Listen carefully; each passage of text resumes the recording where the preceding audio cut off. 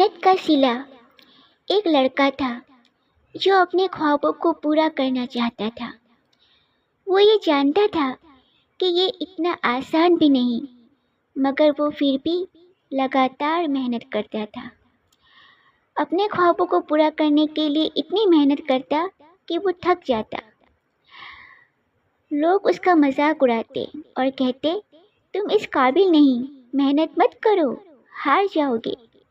مگر اس نے لوگوں کی بات کی پرواہ کیے بنا اپنی محنت جاری رکھی۔ آخر کار اس کی کوشش نے کامیابی کے دروازے کھول ہی دیے۔ اللہ کے حکم سے اس نے اپنے خوابوں کو حقیقت میں بدل دیا۔ لوگ حیران ہوئے اور شرمندہ بھی ہوئے۔